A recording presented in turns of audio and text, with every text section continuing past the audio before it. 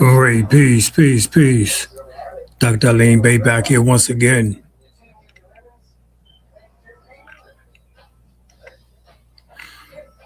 We're going to get into the slide presentation tonight, and it's going to be on the topic of the divine feminine energy, the mother goddess principle within. A lot of people talk about divine feminine energy, but don't explain it. So we're going to go in and try to capture as much of that truth as possible. Of course, during this presentation, you got some questions, put it into the chat. Also remember our event that's coming up March 20th, 21st, and 22nd. You can go to dralimel-bey.com. That's DRALIMELBEY.com. And go about us, or go there to the front page, the page in which that pulls up, and you actually see the event, the itinerary, the agenda, the hotels, and any additional information that you think that you might need and you need to talk about or whatever. You can give me a call at 910-364-9099. That's 910-364-9099. If I don't get right back to you, text me and tell me what you call in a reference to. Tell me that you called in a reference to the conference. But everything should be there when you go to dralimel-bey.com. All right? Peace, peace, peace, peace. All right, right. Now, we're going to get into the divine feminine, the mother goddess principle within each and every one of us. All right? Peace, peace.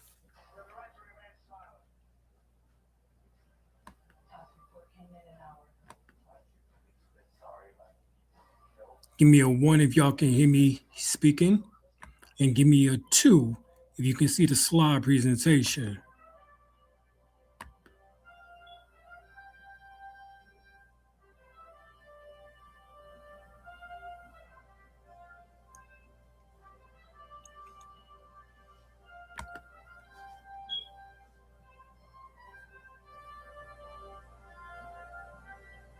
All right, 1 and 2 is on point. Yay. All right, so we're going to start this presentation off. All right, glad y'all got a chance to come on in tonight. Check us out. I know we went for the long call last night, 6.5 hours. We ain't doing that tonight. We're going to try to get up in here, get the information out, and get as much questions in and answers as possible. All right, so we're going to start out. The feminine dimensions of the divine, Kundalini, the mother within. Peace, peace.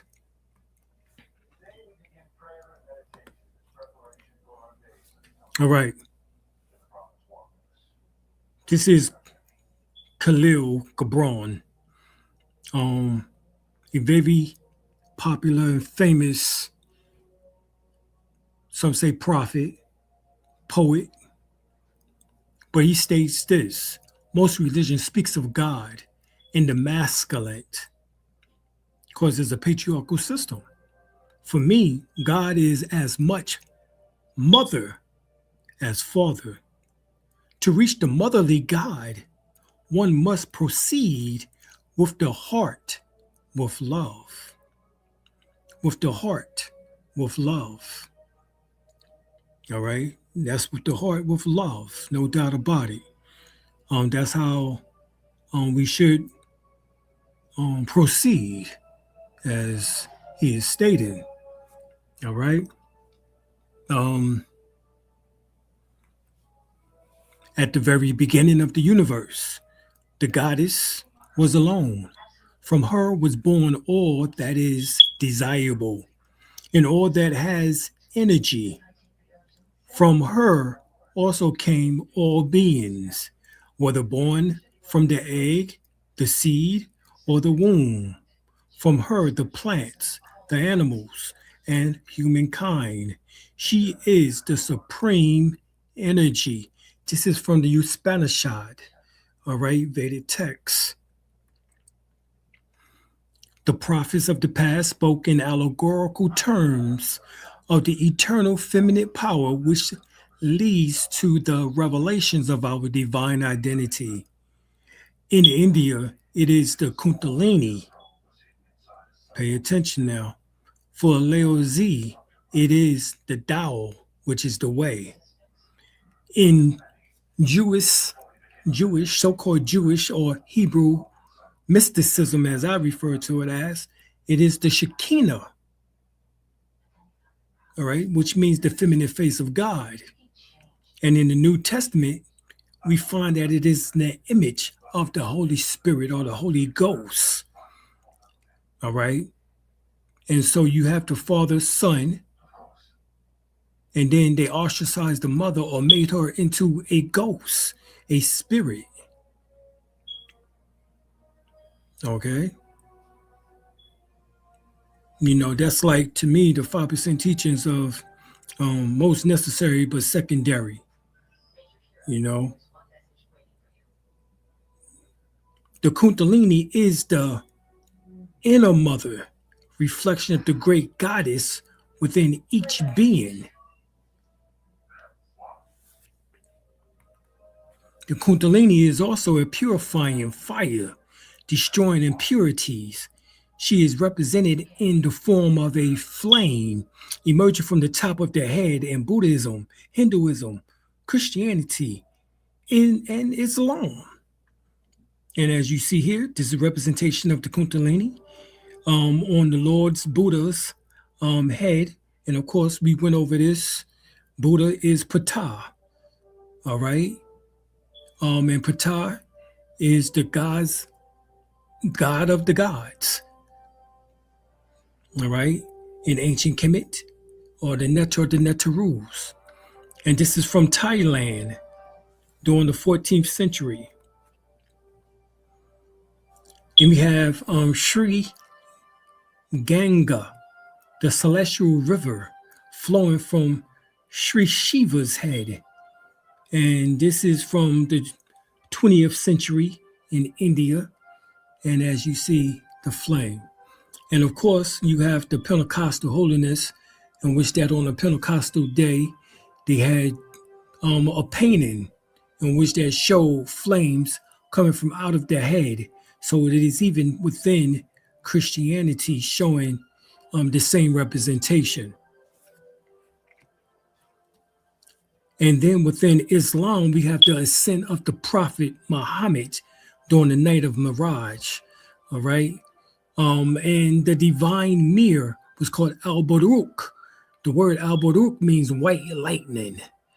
And that white lightning is talking about the mercurish fluid in which that flows, all right, CFS, in which that flows from the lower extremity / back portion called the sacral bone and flows up the center of the Sushumna, in which that is known as the Kundalini. All right, this is where Mercury, the color Mercury, and the tail of Mercury being quicksilver comes in at, and the quickness in which that it happens. In a twinkling of an eye, you shall be transformed. That's what that symbolizes. So this divine mirror, Al-Baruch, symbolizes the Kundalini. All right, and this is from the 15th century. This particular painting, of course, Muhammad was not pale-skinned. I don't think I have to explain that, but right here, this is the representation I'm talking about of the Kundalini awakening during the Pentecostal. This is from El Greco, the Pentecost, 17th century. This is in Parado, Museum in Madrid, Spain. And then we know that since it symbolizes the Kundalini as an unconscious representation of the Kundalini, the serpent is the image of the goddess power. This is why the serpent went to Eve first. All right.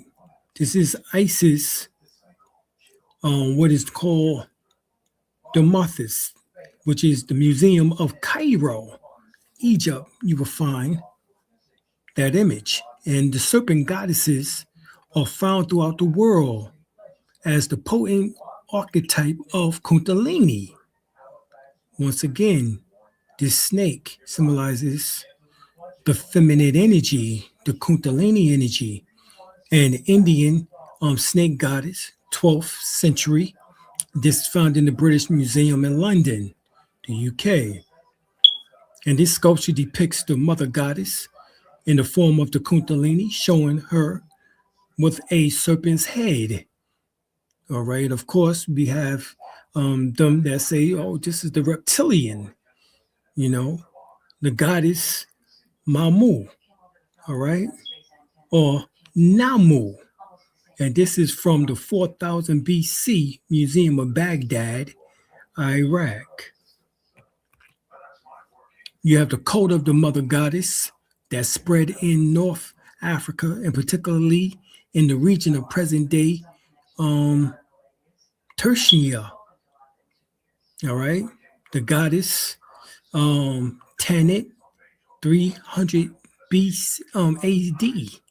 This is Bordeaux Museum in Carthage, Tunisia.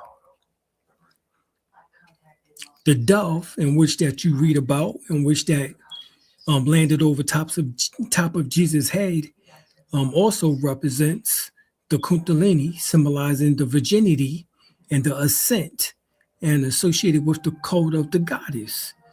And this is Mercury wand and the dove. This is what you're looking at here.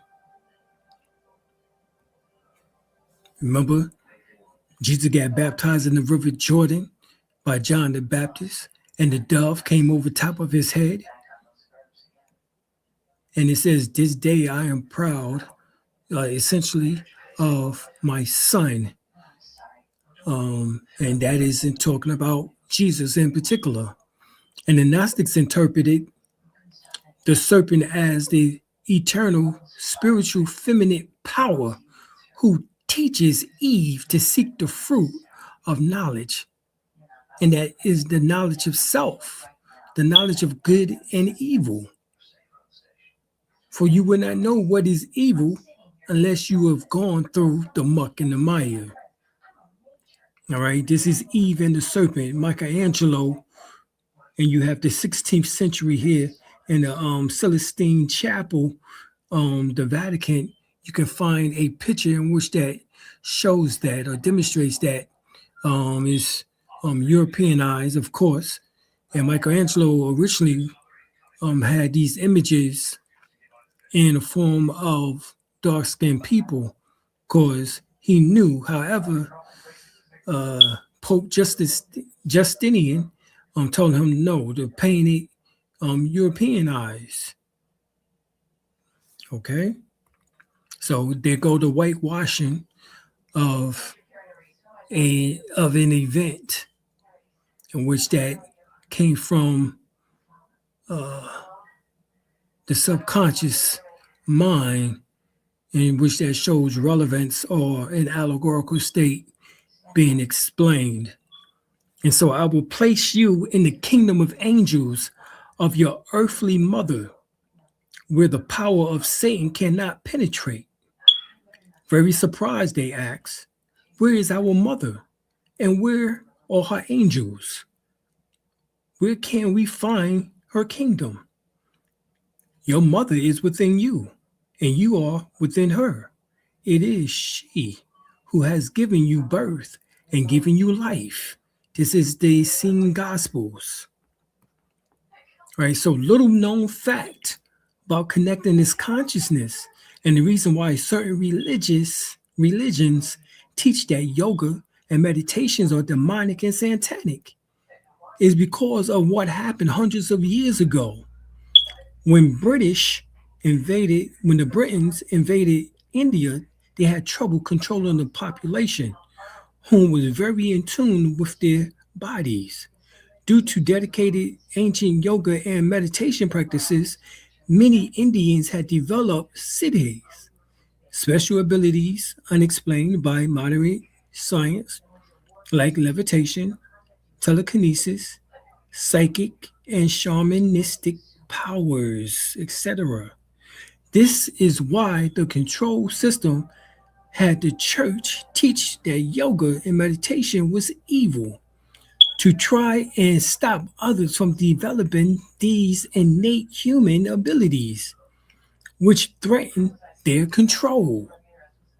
So, since I'm a rebel in this sense, I would say please practice meditation and yoga to develop your gifts, your cities. All right.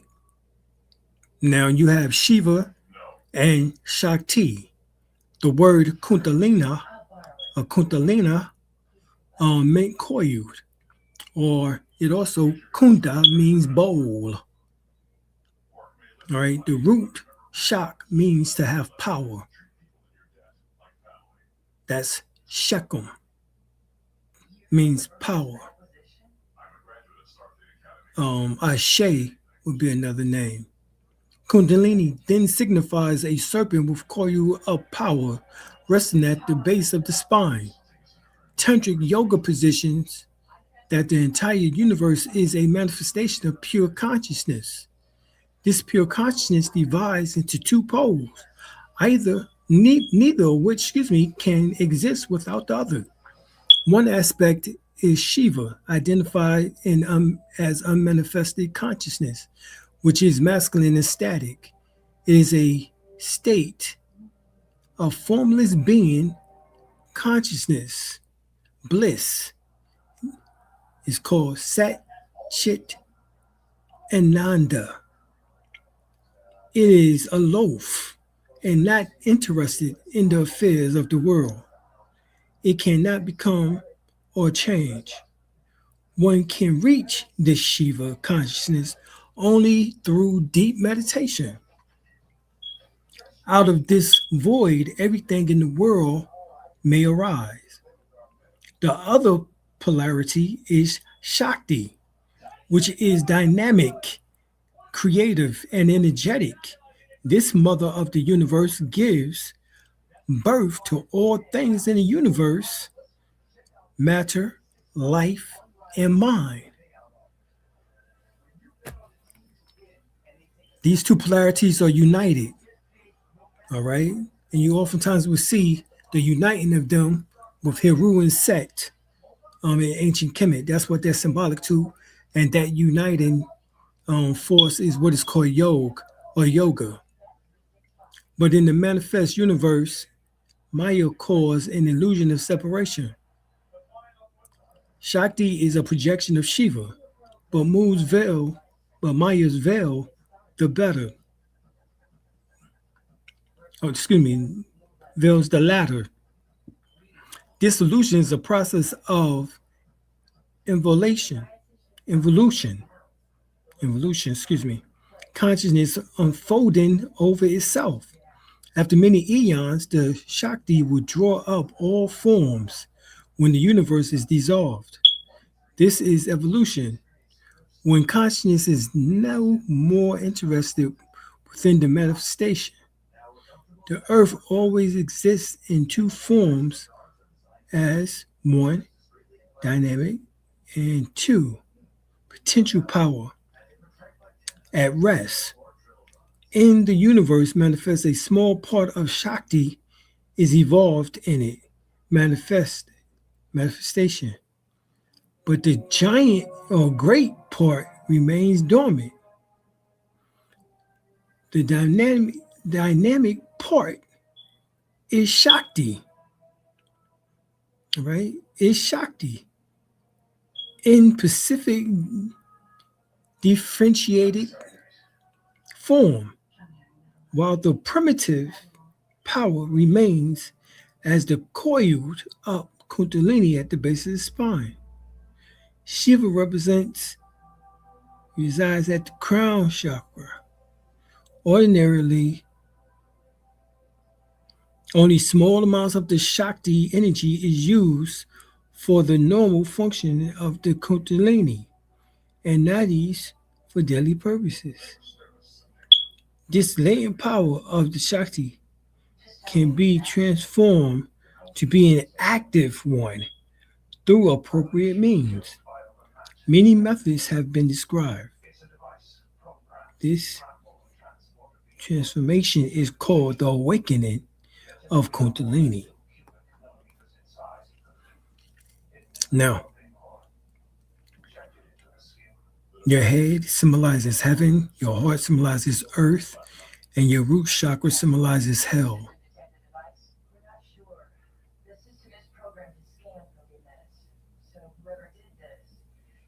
Okay.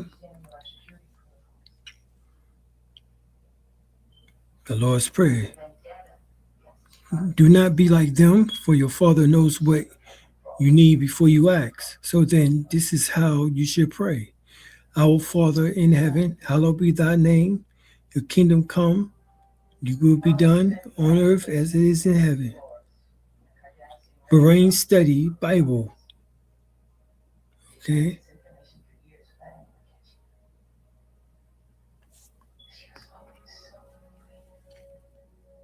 Now, you can read certain scriptures in which that correlates to the chakras. For example, Ezekiel 1:19, Ezekiel 1:20, Ezekiel 1:21. All right, 19 says, and when the living creatures went, the wheels went by them. And when the living creature was lifted up from the earth, the wheels were lifted up. Whether here soever, whithersoever the spirit was to go, they went. Strive was the spirit to go, and the wheels was lifted up over against them, for the spirit of the living creature was in the wheels.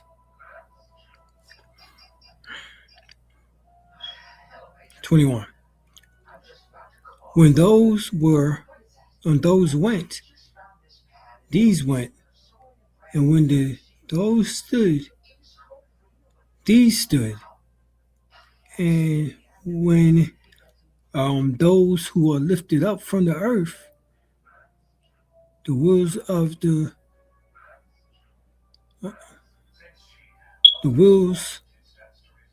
were lifted up against them, for the spirit of the living creature was in the wheels.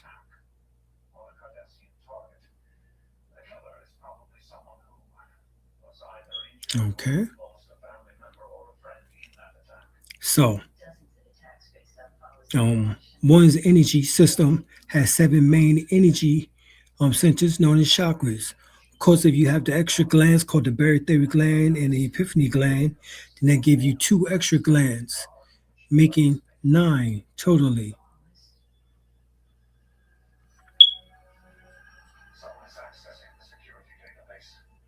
Okay.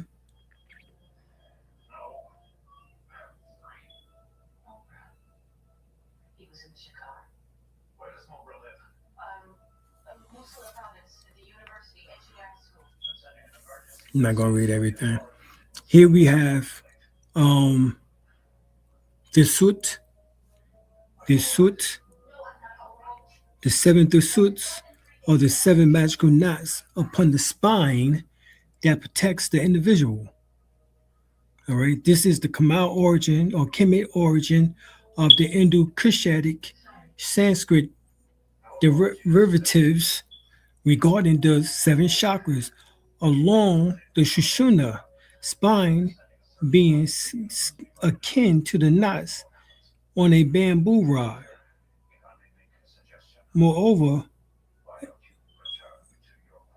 Africans of Tamari recognize that there are aboson, which is the a khan for deities, called the seven souls of Ra. Now, these seven souls of Ra equates to the 101s and the 102s, where it speaks of the seven eyes of Allah, is associated with the seven nights.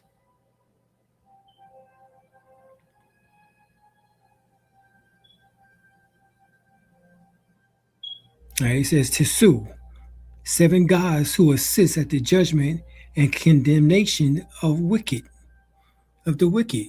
Well, that's your seven chakras. Those also just seven African powers.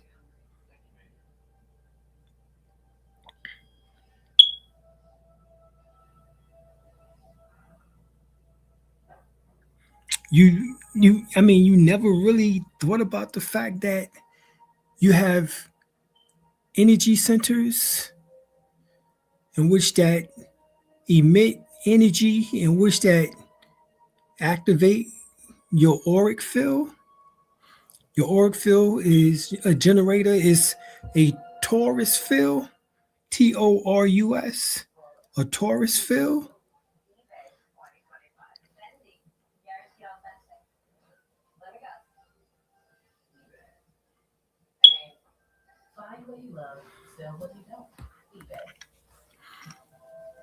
All right. So the same as we have with heaven, earth, and hell, we have it within the Tao teachings or Taoism of upper Dantian, middle Dantian, lower Dantian. All right. The upper Dantian is known as the Crystal Palace or the Crystal City. Then we have the Heart Center, which is the middle Dantian, and then the abdominal Dan Dantian, which symbolizes hell. Okay.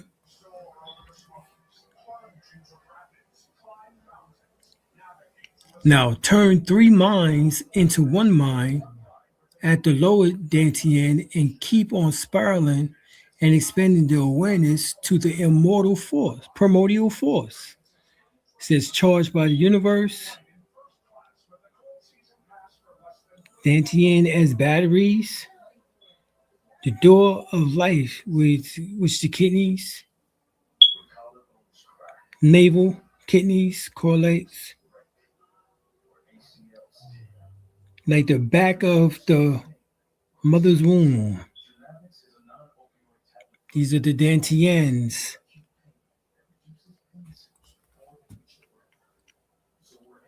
All right. You have Qigong breathing, in which that activates the Dantians.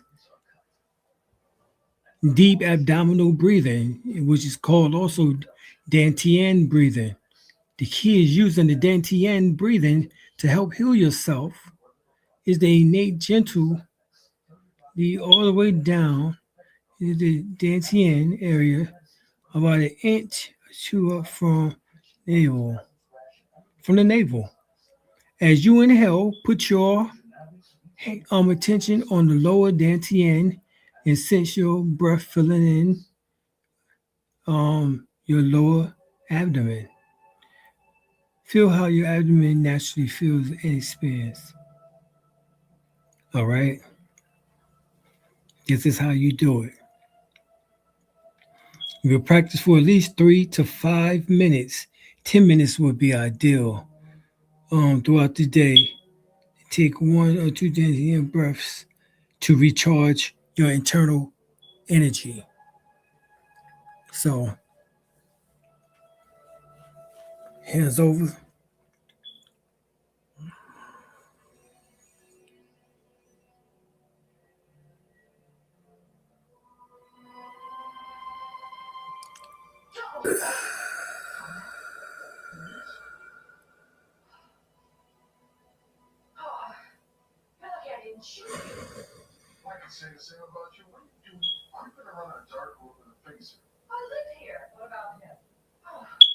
This is Lieutenant Brogard. He's station security. Won't you protect me? Oh, sorry. You know these people, Major?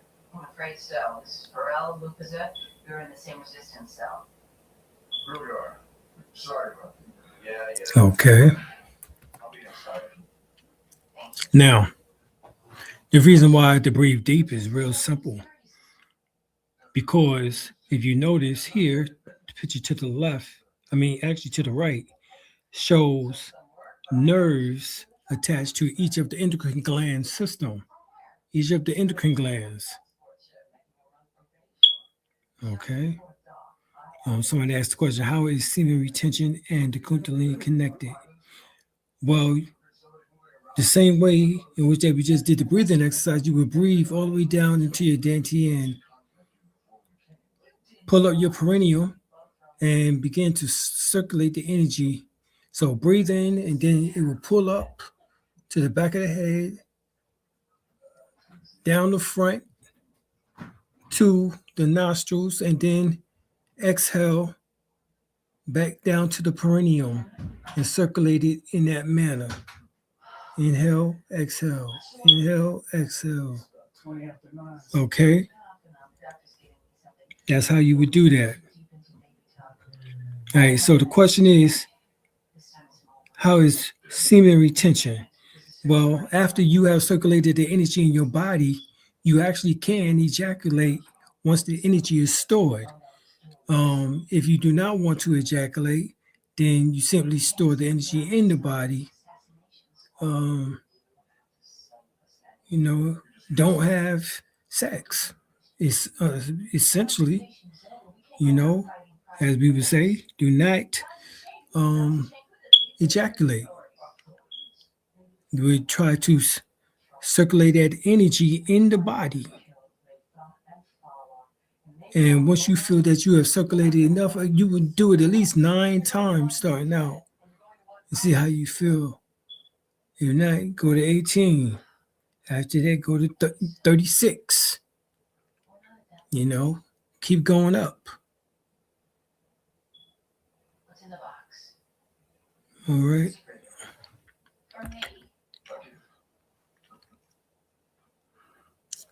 So, this backbone, we're known as the Shushuna. The hollow area in the backbone is called the Shushuna, and it is crisscrossed by 2 nerves from the sacral bone called the sacral nerves, and which is called the Ida and the Pingala. The Ida and the Pingala. All right, the Ida and the Pingala.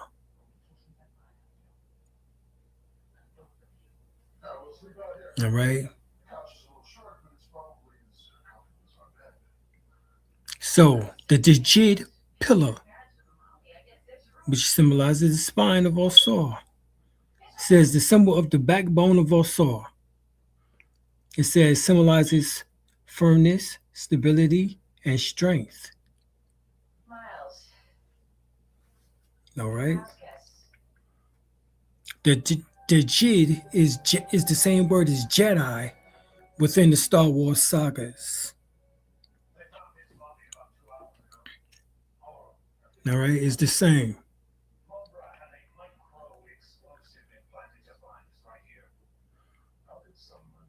All right, so Osiris, spine, backbone.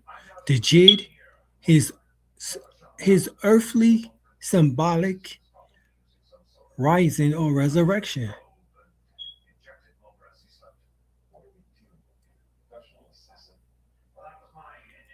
The astronomical rising of Osir, Isis, Sirius, swinging, pushing at Osiris, Orion's 3-built star, backbone.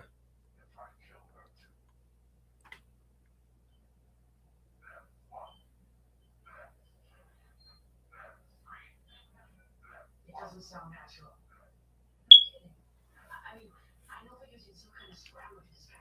So the Jedi utilizes a lifesaver. Okay. The Jedi uses the lifesaver.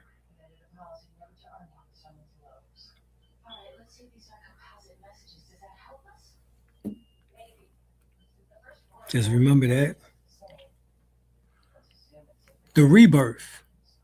As your cerebral spinal fluid, Christ, climbs up 33 vertebrates, Jacob's ladder, and meets your 12 pair cranial nerves, to disciples, it ignites the pineal gland, which is your resurrection.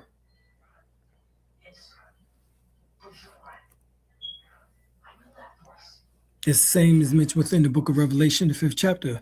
And I saw in the right hand of him that sat on the throne a book written within, and on the backside sealed with 7 seals. Okay?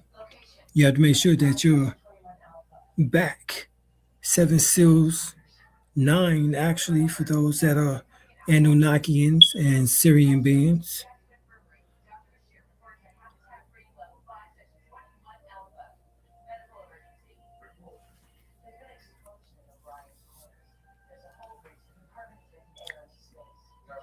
Right. Sexual energy is the life force energy. Chi. That's why you breathe and do Qigong and Tai Chi, pranayama. Breathing yoga. You know, that is also Christos or Christos, and where the Christmas allegory comes from. Yes. And here's the spinal column, the digit, and it just happens to have 33 vertebrates. And these 33 vertebrates correlates to the 33 degrees in Freemasonry.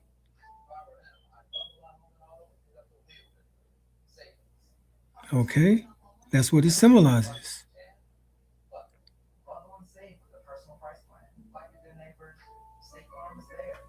When North Carolina's leading organizations recognize someone, you know they deliver results. The North Carolina Farm Bureau named Michael Ray a friend of agriculture. The NC Chamber of Commerce. You go to the four Gospels, esoterically interpreted by John P. Scott. This is what he says. Check. Enter ye in at the straight gate, for wide is the gate, and broad is the way that leadeth to destruction, and many there be which go in thereat, being straight in the gate and narrow in the way which leads unto life, and few there be there finding it. The straight gate is the spinal cord, with small entrance and narrow road, on which the life force may be raised to illuminate the being. The broad way of the misuse of the life force is the way of the ungenerated man. And yet seeks God, who finds that the way of regeneration. It is interesting to note that the most traveled street in any city is usually called the Broadway.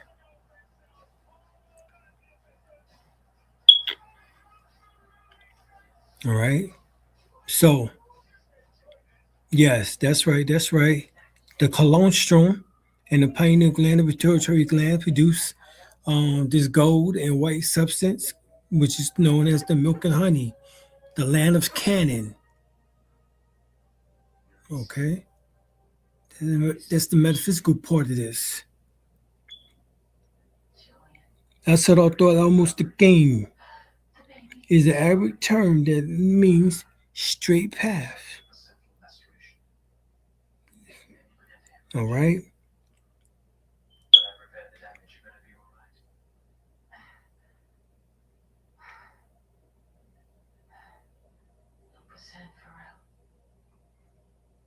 It says the middle way as that which please God. Or the 5 obligatory daily prayers in Islam. During each cycle of each prayer, the following phrase is included. Indana Sirat al Mustaqim. Sirat al-Mustaqim.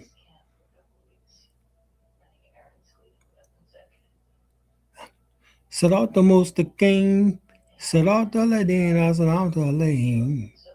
Gado Magdubi alayhim. Waladolin. Amen.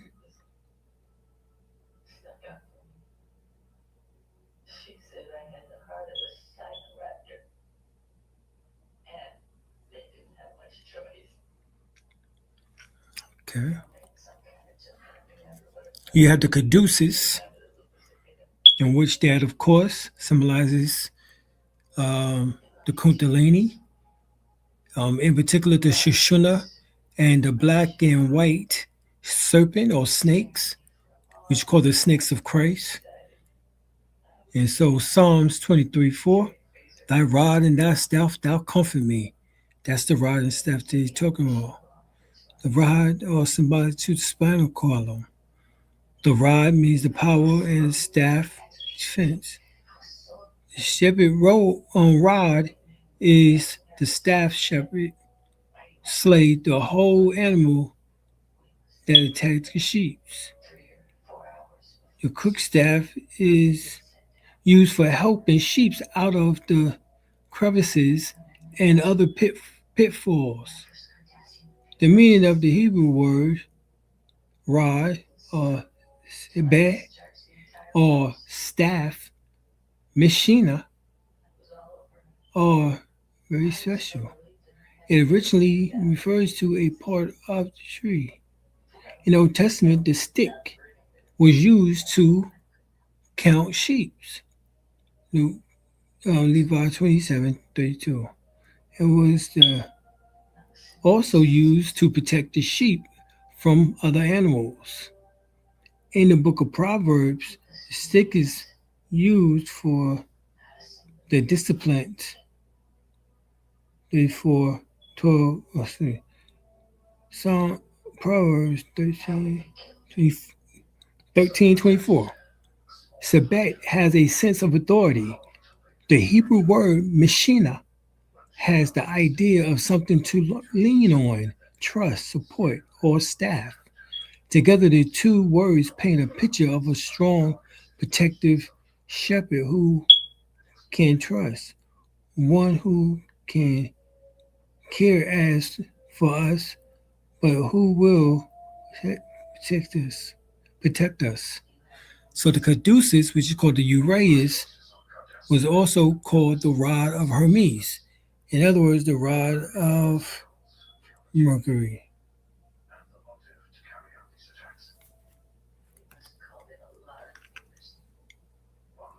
All right, Revelation 11:1. The two witnesses. Then I was given a measuring rod like a staff, and was told, go and measure the temple of God and the altar. Count the numbers of the worshipers there, but exclude the courtyard outside the temple. Do not measure it, because it has been given over to the nations, and they will trample the holy city for 42 months. Now, those 42 months, Kabbalistically, symbolizes the 42 Netarus of Mayat, or the 42 gods of Mayat, deities of Mayat, right, which correlates to the 42 laws of Mayat.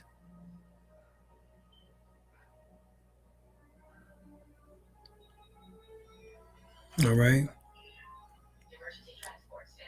So then, of course, we have Tutankhamun. And why Jesus? Oh my white Lord. Yeah. He's with his sheep. Okay. He's with his sheeps. Right. The Pharaoh was called the Good Shepherd, or as we would call it, the Hyksos, the Habaru, the Shepherd King, as they was called. So thy rod and thy staff shall comfort me is also symbolic to the rotation of the energy within the body through the governing vessel and the conceptual vessel to rotate in a circular position. All right, that's what it is. So the spirit travels up the straight and narrow path, the Sarato Mustaqim, as it unlocks the seven seals, 8 and 9 for those who have the barytheric gland and the epiphany gland, to liberate the soul for all things program, from all things program. So it actually awakens you. And this right here demonstrates such your indigenous Indian yoga.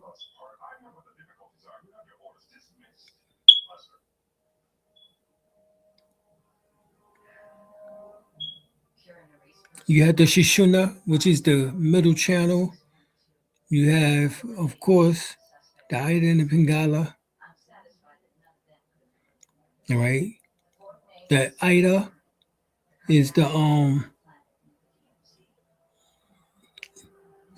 serpent, in which that represents the nerve channel. All right. Female, water, lunar element, blood, life. While Pingala, and that's the left nostril, which is electric. Boogie, woogie, oogie, oogie. All right. You can't see it. It's electric. Boogie, woogie. All right.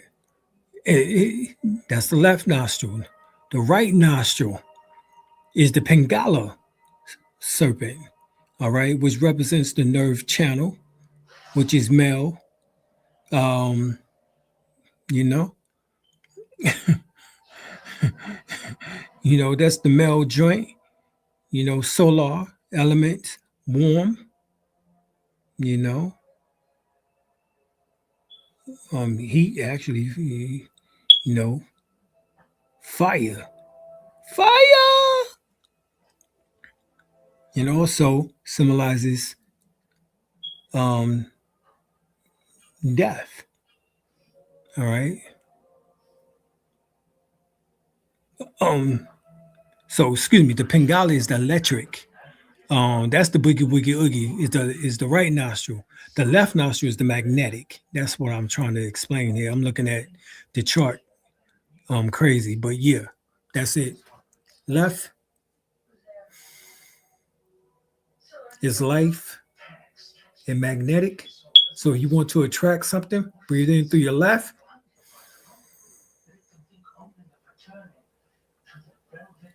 Put the image in your mind. If there's something that you don't like, breathe out the right nostril now.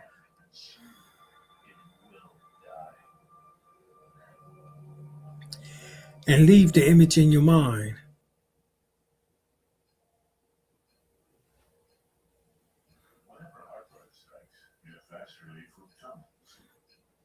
You want the left nostril to work a little bit more than the right nostril.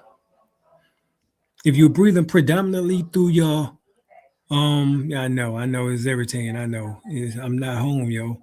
It's not my shit. But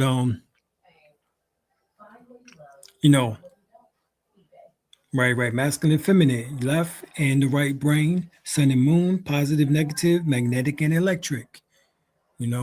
So when you breathe through the right nostril, that taps into the left hemisphere of the brain. When you breathe through the left nostril, that taps into the right hemisphere of the brain. Okay. Now, breathing through both, which oftentimes, for most people, it doesn't happen properly. Most people can't breathe through both nostrils at the same time. Is either one dominates the other.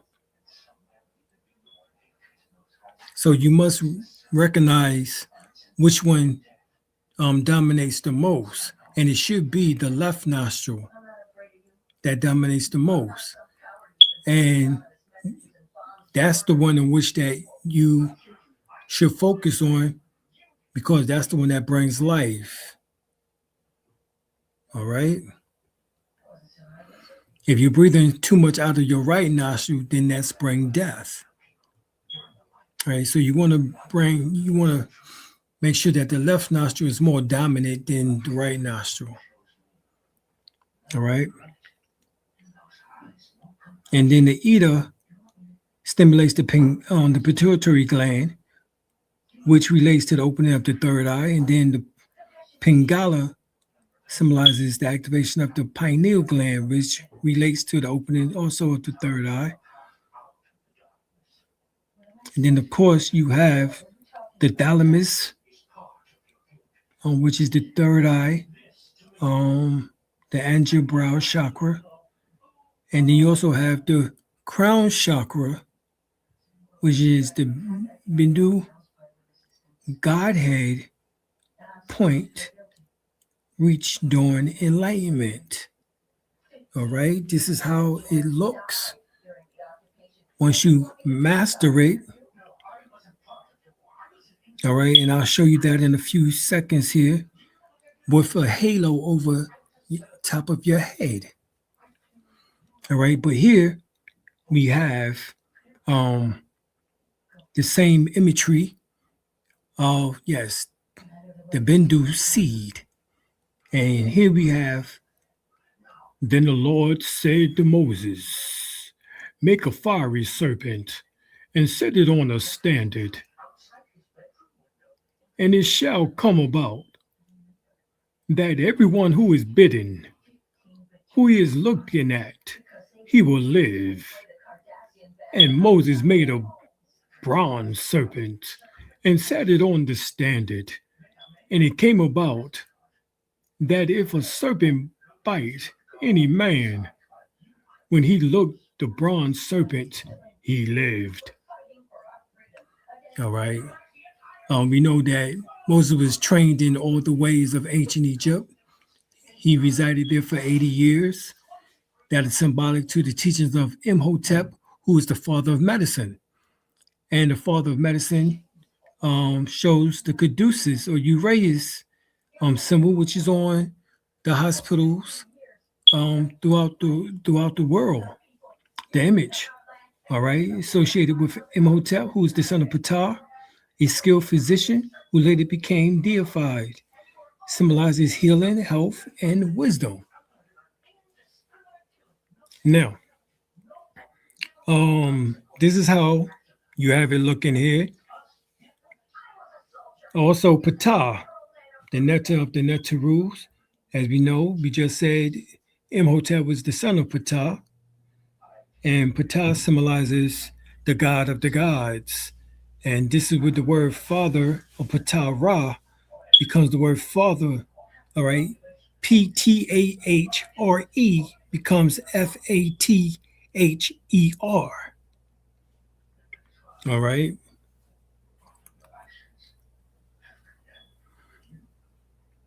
So the gross material level is comprised of the 7 hattus, the hattus, flesh, bone, clay, blood, fat, marrow, fluids, and the 5 elements, earth, water, fire, air, and akasha, which is ether, the void of space. All right? And then, of course, you have the 7 major chakras from the Vedic teachings, the Muladhara, the Sedhas, the Nada, and the Manipura chakra, the Anahata chakra, the Vishhada chakra, the Anja chakra, the Sahasrara chakra, right? And they don't speak about the Talu chakra, which is at the top of the mouth, or the other chakra, which is that under the chin area. But those are also endocrine glands nowadays for those who still have those. All right.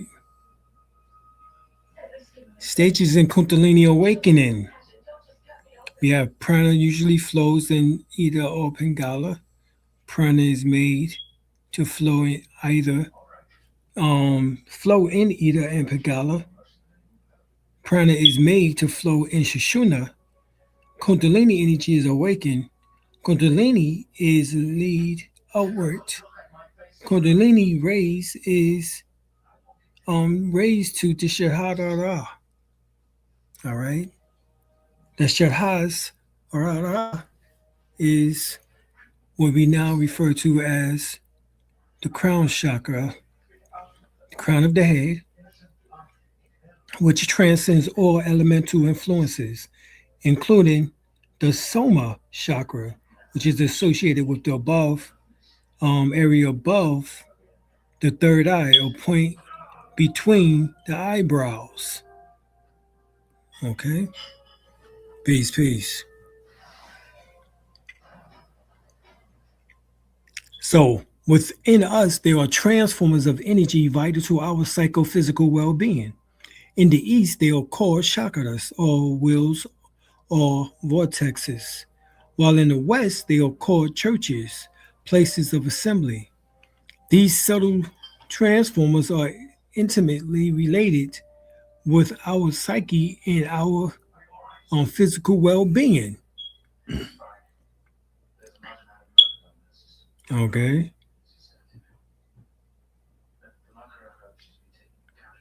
A chakra is merely a place where energy is moved from one place to another.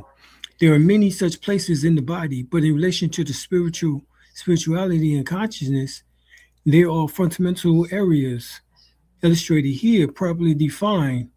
When a chakra has been developed to a higher degree, it is then called a church.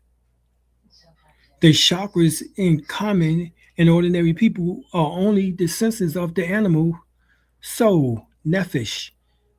Their chakras are intimately related with the psychobiological function of their human organism. The tattva, subtle vibrations, enters through the chakras and then into our endocrine glands. The endocrine glands then transform the tavas into hormones. So the astral chakra is the gate of entry for the tavas. However, when the astral body is crystallified by means of the third degree of the power of fire, third degree, that make you think about Freemasonry, into apprentice, fellow craftsman, and master mason. The third degree of the power of fire, then the seventh chakra, which you think of the York rites. Once you have the first 3 degrees, you think of the rest of the York rites. Mark, a Mark Mason on up to a Knights Templar.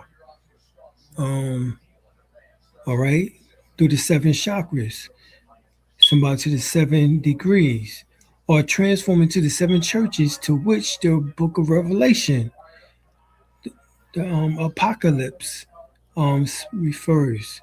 Moreover, the 3rd degrees of the power of the fire, the chakras are just senses in the animal soul nephesh.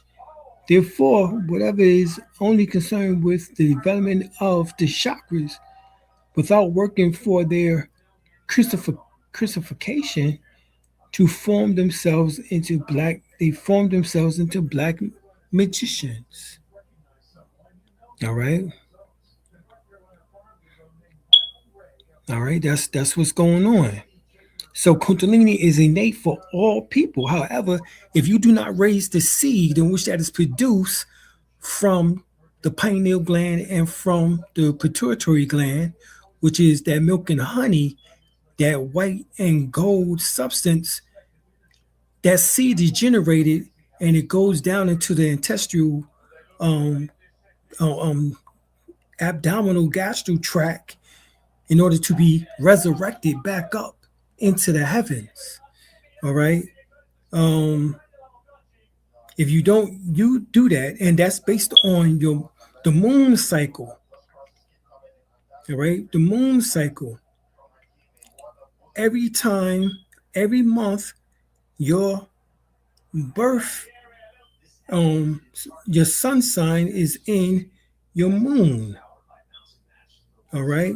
I'm an Aries, so my Aries is in the moon in a particular phase every month, and it's during that time that I should focus and do a meditation in which that helps with the bringing up of that particular seed, especially if I'm dealing with a female as a male and vice versa. Okay, that is the resurrection. Yes, when the moon is in your sun sign. No. When your sun sign is in your moon, it's a lunar. It's based on every 28 days. It's based on the same cycle of the female menses cycle. So, um, she released tissues and blood, plasma, etc. every month. Okay. Well, the man, as well as she does too, supposed to utilize the energies, which is the DMT, pinoline, or piezoelectrical energies, in which that is stimulated from the pineal gland and pituitary gland, in which that produces a seed atom. And this seed atom travels down the spine into the intestinal tract, and it waits there annually, not annually, but monthly, I should say, excuse me, for the resurrection. This is what is symbolic to during Christmas time. It says, my dear love gave to me a partridge in a pear tree. The 12 days of Christmas. Those 12 days are actually 12 months. And each month you're supposed to get a particular gift. And that is symbolic to the resurrection of that particular seed monthly. Okay? As your sun sign enters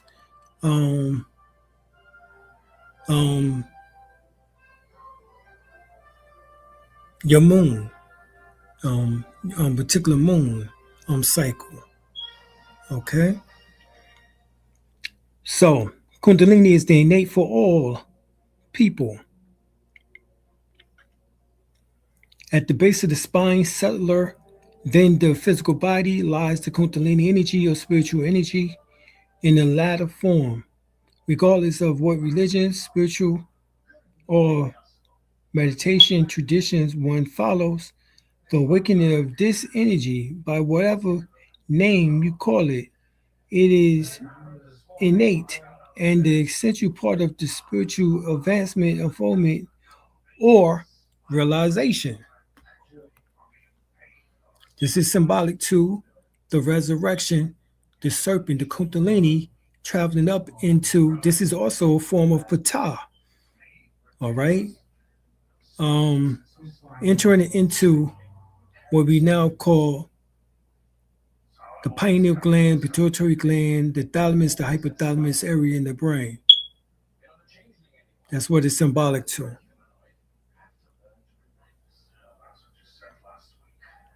All right, this is why this dot is here in the forehead. You see the red dot in the forehead of various Indians.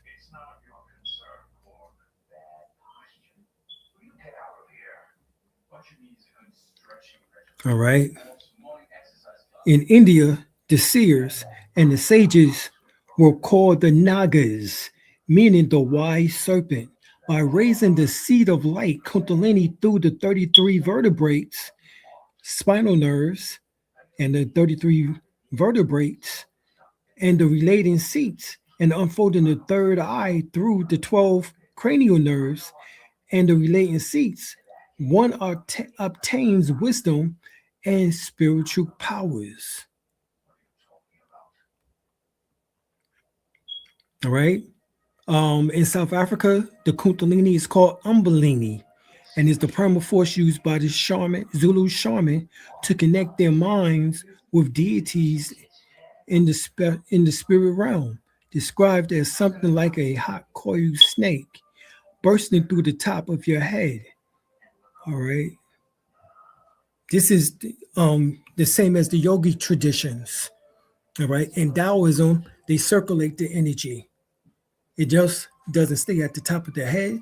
They bring it back down through the conceptual vessel and circulate it back up the governing vessel. And it goes like this. And how they do that is by taking the tongue and putting it up here at the roof of the mouth behind the two front teeth. All right. And that closes off the circuit in order to keep the energy circulating. All right. I just want to make sure that everybody understands that. And this is what brings you into becoming a true Anunnakian. All right. For those in which that, Anu means on high, Naki means serpent. So on high serpent, the Anunnakian was the royalty who knows how to raise the Kundalini chi energy. That's what that is symbolic to, really. Zechariah, Ascension, everyone else have us looking somewhat crazy in the sense that we're just thinking of in terms of people with reptilian features, in particular of their eyes going slit, which that has and does happen. All right. You definitely understand that happens. There's no doubt about that. All right. Now, as you see here, you see man, which is it to the right. Then you see a serpent with the body of a man, and then it shows a serpent no longer with the body of a man, but just the arms and the legs of a man. So this is what we call shape-shifting. He was shape-shifted, all right, into a naga. That's what that is symbolic to. Trying to explain to you not just the explanation of the eyes going slit, but becoming a true naga by utilizing the eternal energies. And this is what is symbolic too in the hands. All right, he has the crook and the fell in his hands. All right, the staff. All right, hence the staff, that rod and that staff, he has that. That's what that's symbolic to. Okay. In other words, earlier on in our earthly development, we were light vampires.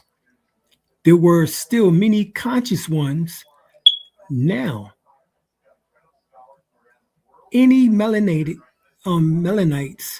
that applies the teaching of Kundalini Yoga, Tantra Kriya Yoga, Reiki, Pranic Energy, Qigong, Tai Chi, Aikido, Wing Chun, or etc., are actually light vampires. There is, however, a difference between a light vampire, which is a pranic intaker, and a psychic vampire, which is a pranic drainer. The light vampire absorbs energy with permission consciously from the earth, air, water, fire, food, water, sun, and cosmos, the universe. Okay? While on the other hand, the psychic vampire does not ask permission and is oftentimes unconscious, unaware of themselves draining other people's energy. And of course, there are conscious psychic vampires as well.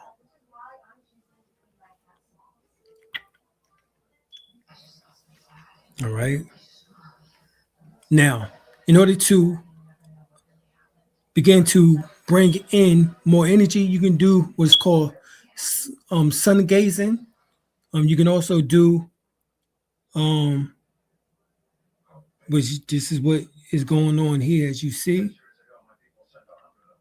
It says, by doing sun gazing, you resurrect the serpent within. Serpents or snakes have always been a symbol of knowledge and wisdom.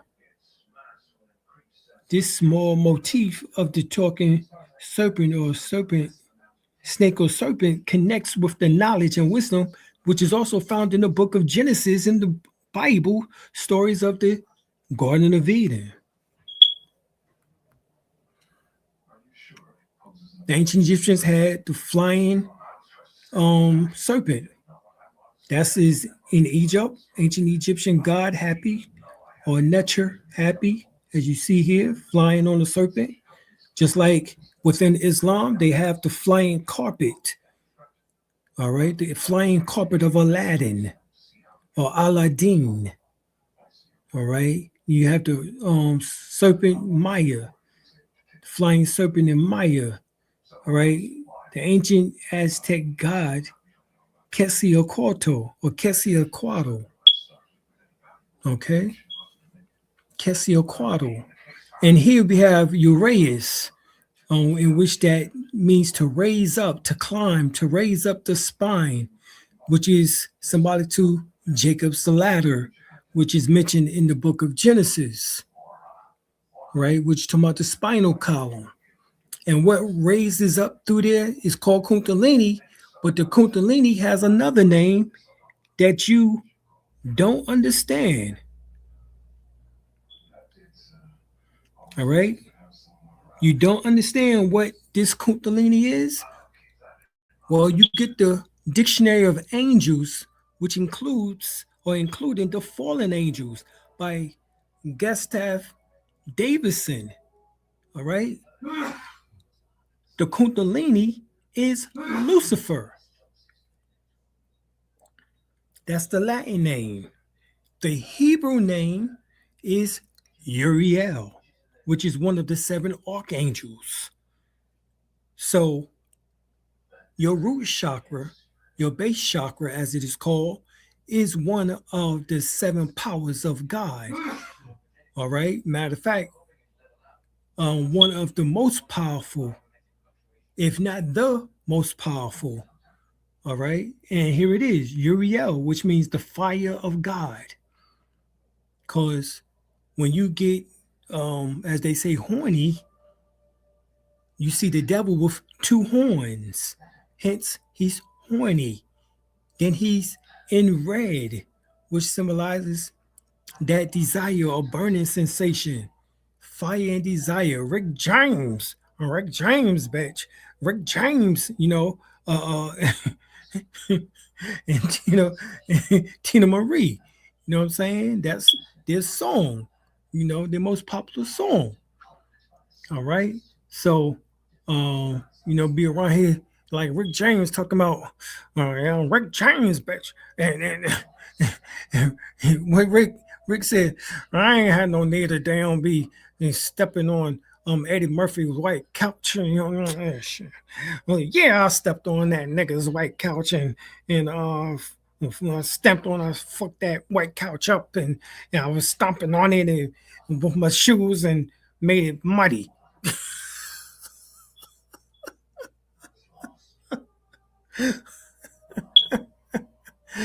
Cocaine is a hell of a drug.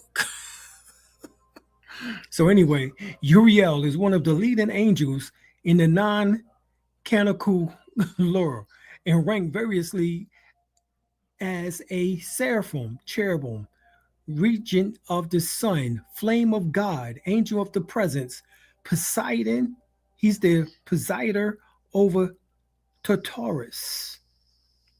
Tartarus. In other words, Hades. Now, of course, there's been a lot of talk about Tartarus, or what we call the Titarian, all right, or the Barbarian, which is actually Moorish Empire. But it says resider over Tartarus, which is Hades. So Uriel resides over Hades. Hades is hell. Lucifer is alleged to reside over hell. All right. So that means Lucifer, which is Latin, his name is in Hebrew is Uriel, the archangel. Oh, hold on, but he's also the archangel of salvation. Yes, the Kundalini can save you. Can save you. In the latter works, he acts as a heavenly interpreter of Israel's visions. In Enoch 1, he is the angel who watches over thunder and terror. In the book of Adam and Eve, he presides over repentance. Uriel is supposed to be, said Albert Ankar Vanier in the teachings of the Catholic Church, that the spirit who stood at the gate of the lost Eden with the fiery sword. The book of Adam and Eve designate him as this spirit, i.e., one of the cherubims of Genesis 3. He is invoked in some of the ancient litanies. He has been identified as one of the angels who helped bury Adam and Abel in paradise. Haskins Dictionary of Bible. As the dark angel who wrestles with Jacob at Peniel. All right.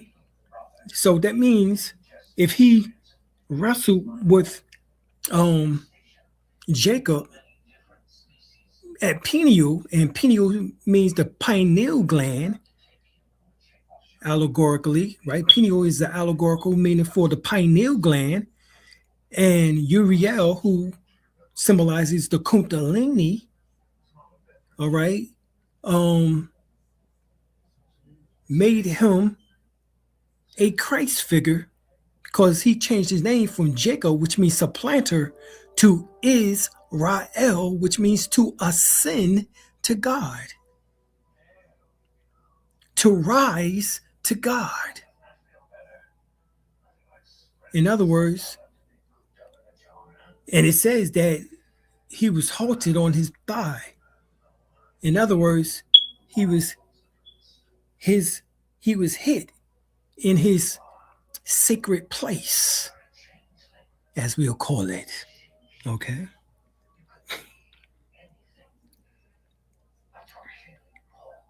As the messenger sent by God to Noah to warn him of the impending deluge, all of which feats and missions have been credited to other angels, as elsewhere noted. In view of Louis Ginsenberg, the Prince of Lights, in the Manual of Discipline, refers to Uriel. In addition, Uriel is said to have been disclosed the mysteries of the heavenly arcana to Israel, interpreted prophecies, and lead Abraham out of Ur, which means fire. In later Judaism, say R.H. Charles, the Book of Enoch, said we find Uriel instead of Satan. All right? Essentially, because Uriel symbolizes that. And so the word Hades in Christian usage in English, if y'all don't want to believe me, then we go to English usage of the word Hades. First appeared around 1600 as a transliteration of the Greek word, that word, in the line of the Apostles' Creed. He descends into hell, the place of waiting, the place of the spirits in prison, 1 Peter 3:19, in which Jesus is there affirming to have gone after the crucifixion, because this descent known in Old and Middle English as the heroine of hell, needing to be distinguished from that which has come to be more usual, called hell, i.e., the place or state of those finally damned. The word was transliterated and given a different meaning. Uriel is also regarded as the keeper of beauty and light. Remember, they tell you that Lucifer was the most beautiful angel in heaven at one time. And he was also an angel of light, all right, until he transformed and became an angel of false light. Uriel, as it says here, means God is my light, standard Hebrew.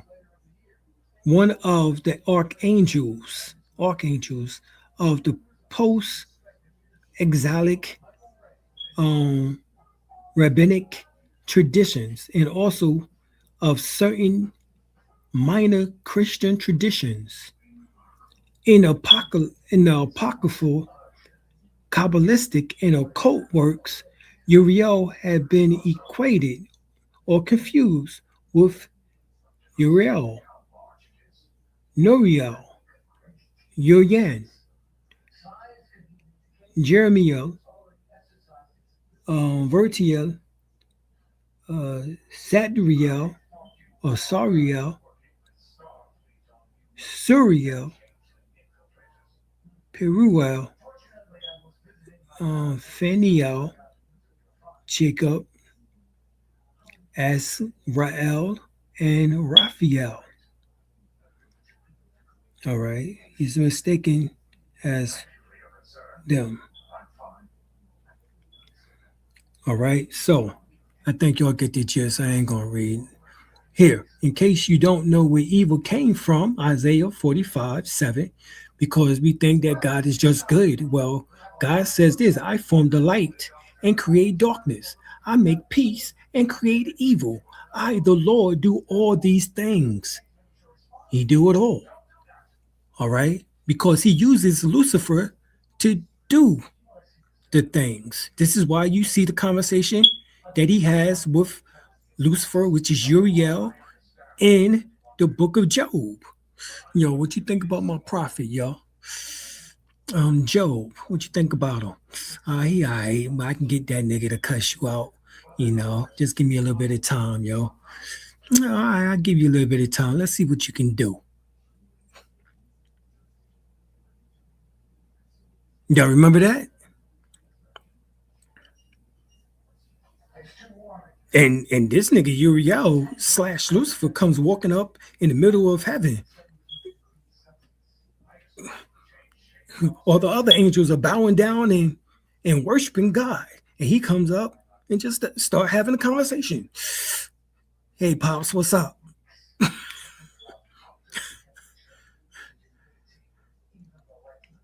Yeah, what you got for me? I got that. I got Job. I got that job for you. That nigga named Job. A word? All right. Yeah, what you want me to do? Do whatever you want, but just don't kill him. Don't kill him? Nah. You can kill everybody else around that nigga, but don't kill him. Nah, I mean? Sound like some New York shit. You for real?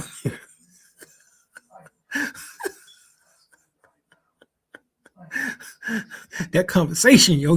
Can you imagine that shit? Read your Bible. Y'all don't know. Y'all don't understand. As Bernie Mac would say, y'all don't understand. Y'all don't understand.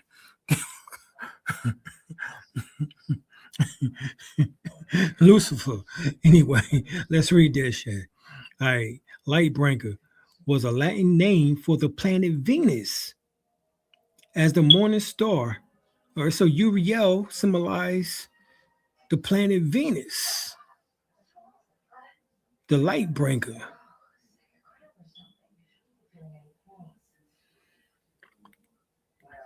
All right. as the morning star in the ancient Roman era and is often used for mythology and religious figure associated with the planet. Due to unique movement and discontinuing character appearances of Venus in the sky, mythology surrounding these figures will often fall from the sky to the earth or the underworld. Interpretations of the similar term of the Holy Bible translate in the King James Version as Lucifer, led to a Christian translation tradition of applying the name Lucifer and its associated stories to a fall from heaven to Satan. Most modern scholars regard these interpretations as questionable and translate the term in the relevant Bible passage as morning star or shining ones rather than as a proper name, Lucifer.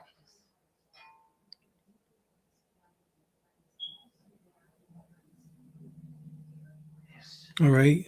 To find of the origin of Lucifer, return to the Old Testament.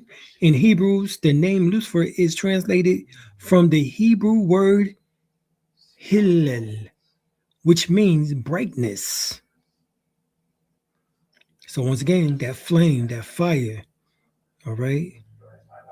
This designation refers to Lucifer as the rendering of the morning star or the sun or the star of the morning or bright star, which is present in Isaiah. How ye are fallen from heaven, O day star, son of dawn. How ye are cut down to the earth. You can lay the nations low. You said in thy heart, I will ascend to heaven. I will raise my throne above the stars of God. I will sit on the mount of assembly on the heights of Sephron. I will ascend to the top of the clouds. I will make myself like the Most High. This is Isaiah 14, 12 through 14. Okay? Well, guess what? I, Jesus, in the book of Revelations, have sent my angel to testify to you about these things for the churches. I am the root and descendant of David, the bright morning star. So Jesus too is a bright morning star. In fact, all of the angels are bright morning stars. All right, or bright stars. Revelation 22:16. Angels are called morning stars. Job 38, 6 through 7. When they sang for joy, when God created the heavens and earth, Satan was created as the most beautiful of all God's angelic beings. Ezekiel 28, 12 through 15.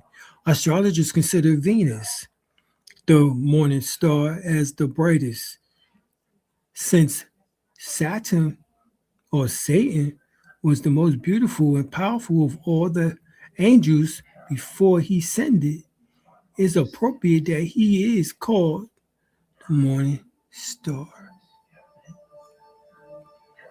All right, remember that's Venus. The real way Venus looks, according to the flat earthers. All right. We understand the science of looking through the various pyramids. I went into this chamber in Egypt 2 years ago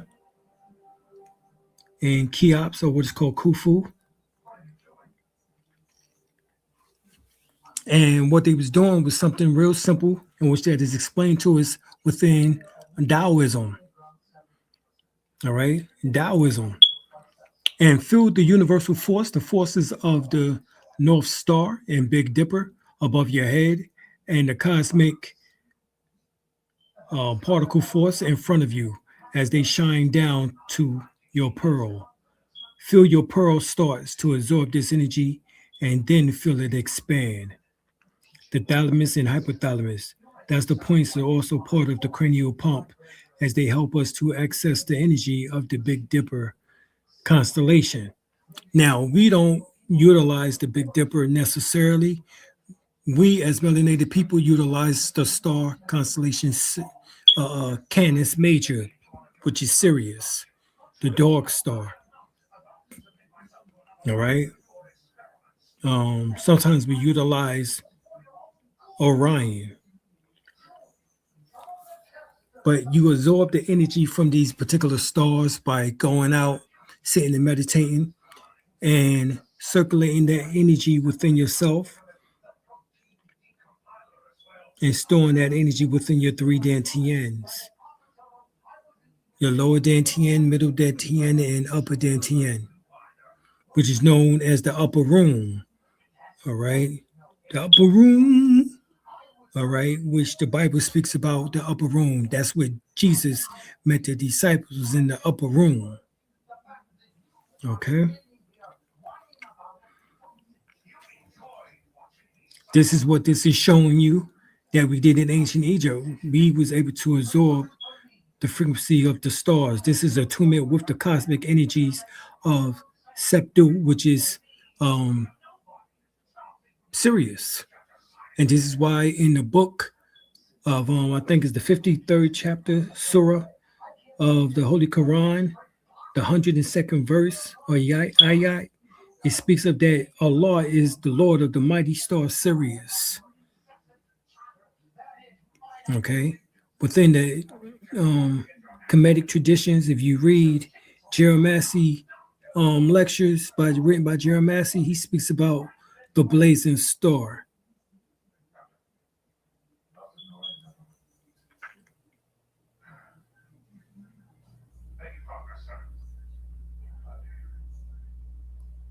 I was just talking with Starfleet Command. They want you to establish communication with the changeling as soon as possible. Let's wake them up. All right. In the beginning, there was a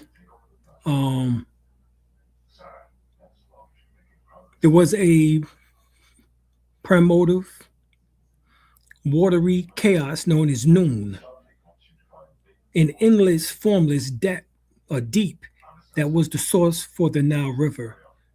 Noon contained all the potential for life, awaiting only for the emergence of a creator. Atum existed within noon and created the world simply through thought and word alone. Now, anyone who go and read the whole story will see that Atum emerged from out of a mound.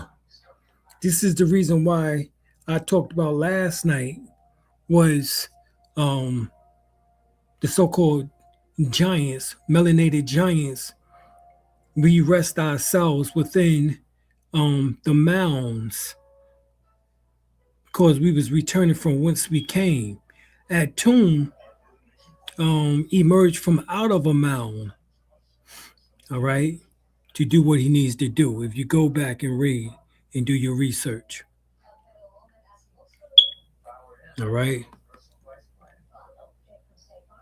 All right, peace, Yada. All right, so scientists have documented that the photonic energy of the average human body emits the equivalent energy of 120 watt light bulb, 120 watt voltage battery, or 25,000 BTUs. Also, our auric field or astral star body, which is the higher astral body, spiritual body, is eternal and is the equivalent to the lifetime of the universe, which is about 10 to E22 years. The aura fields contains the electronic mass of 4E21. That's 4 with 21 zeros behind the electrons. Notes the mind equals the diameter of the universe, which is 76 quintillion miles in diameter. All right.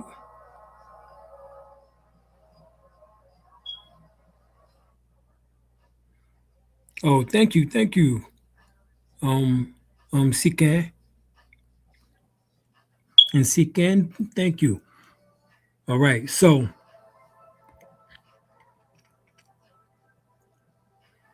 It says star power energy shown entering through the forehead of the pupil or the mummified form of Osiris.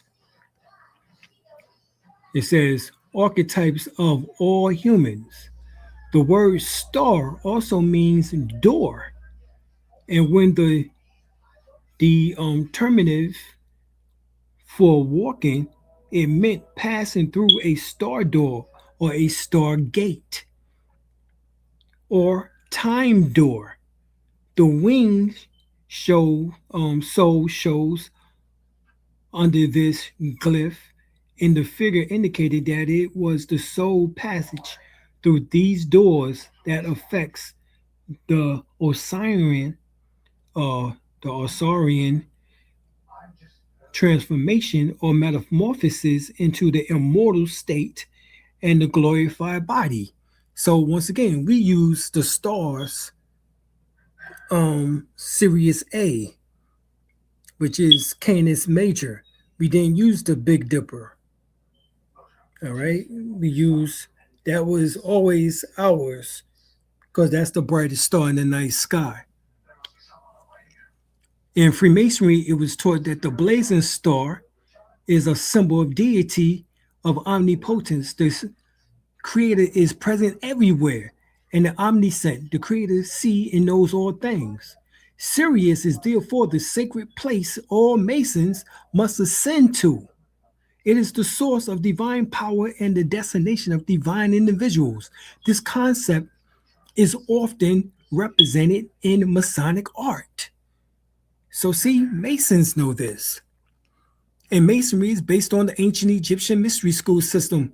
And whether you say this started in Egypt in Africa or it started here in the West, because remember, there was Egypt of the East and Egypt of the West. And we are here in Egypt of the West, which symbolizes North and South, or what is known as Upper and Lower Egypt. All right. So this Masonic art portraying Sirius, the blazing star, as the destination of the Mason's journey. All right. Yes, they call Sirius the New Year star, too. Indeed. Thank you, brother. Self-elevation. All right. So we see these are the real sciences here. And once again, when you take your brain and place it within the king's chamber, you see that the queen's chamber and the king's chamber, and they, which symbolizes the pineal gland and the pituitary gland, correlates to star constellation Sirius and Orion.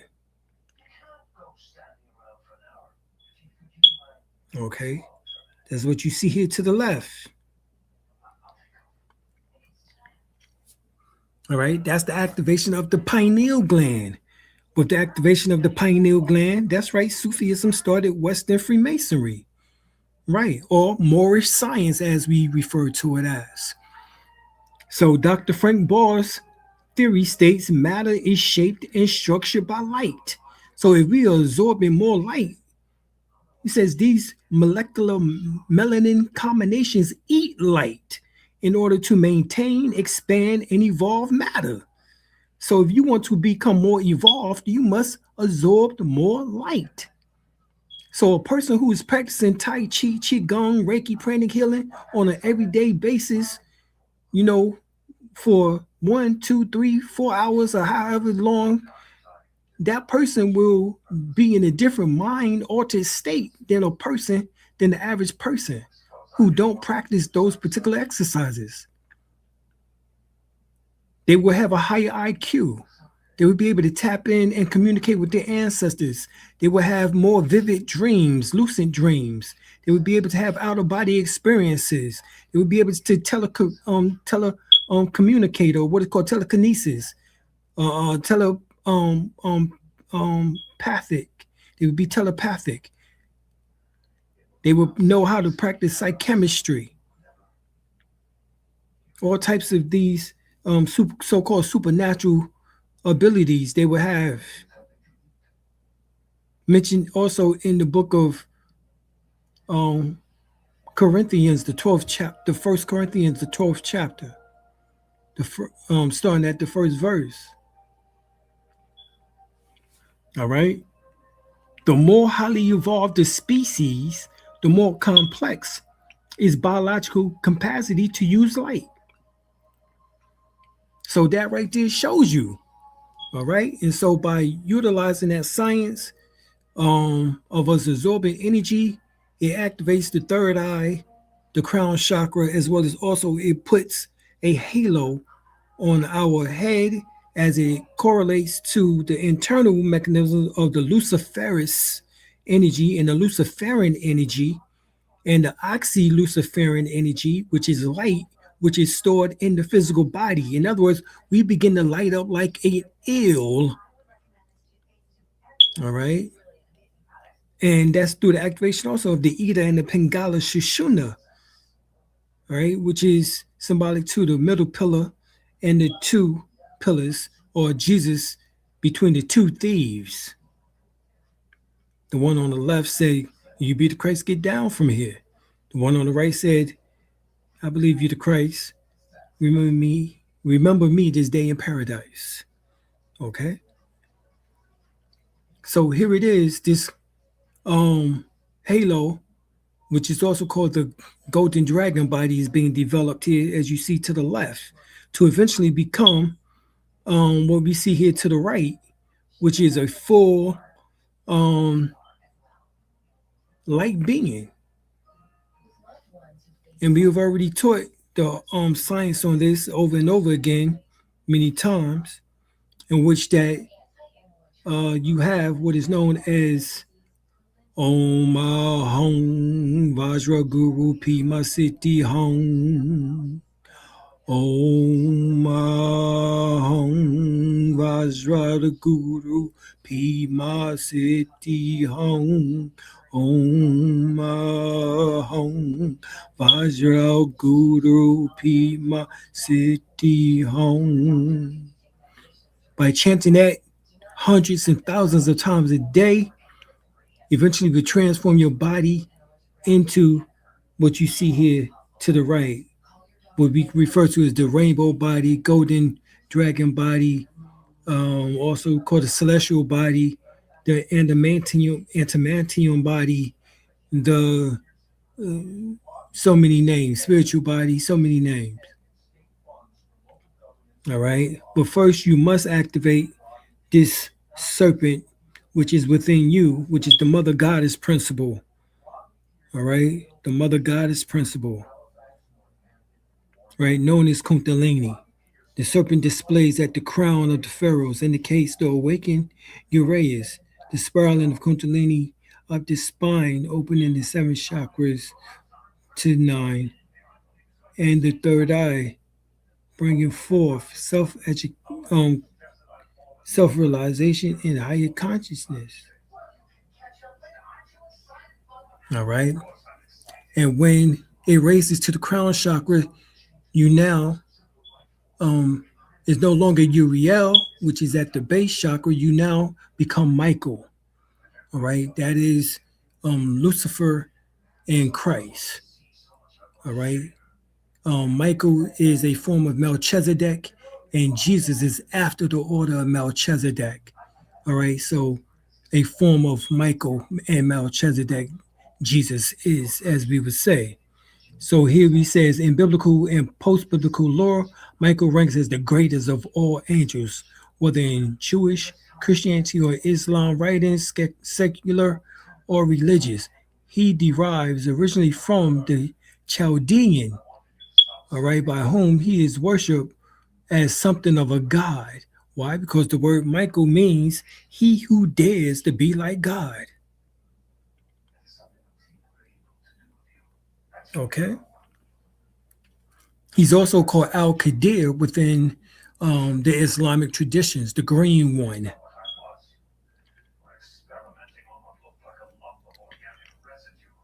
All right. So I'm going to end right there with the information. Are there any questions concerning anything that we've gone over? Yep.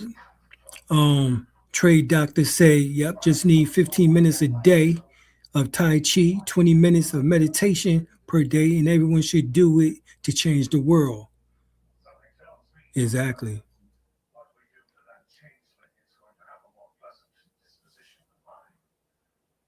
It's just the way I am. Exactly. Yes, the light body.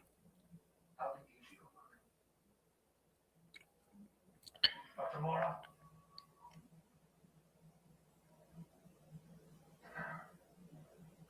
Yes, like saw the green one. Yes, exactly. Miss Holloway? Exactly. Or Pata, as you see here, the green one. Exactly. This is where that comes from.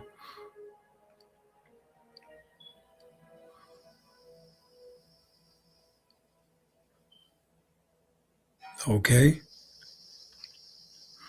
I appreciate that. Appreciate that. Oh, Mike is in the building. All right. All right, y'all. I'm gonna say peace to everyone.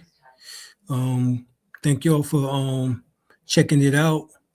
And remember, we got the event coming up March the 20th, 21st, and 22nd. All right. March the 20th, 21st, and 22nd. It will be here. We're going to have the Archangel Ariel. We're going to have Brother Bedell. We're going to have Annie Osaru. All right. And myself. And we're going to be smacking the truth, all over the place. So you better come and get some of this knowledge. All right. We ain't going to be playing. All right. It's going to be a hard hitting 3 days. March 20th, 21st, and 22nd. Make sure you get all 3 days. Don't be trying to skip, and trying to leave, you know what I'm saying? Because you ain't got nothing to do, all right, except spend the time with us and get this information and get this real knowledge, all right?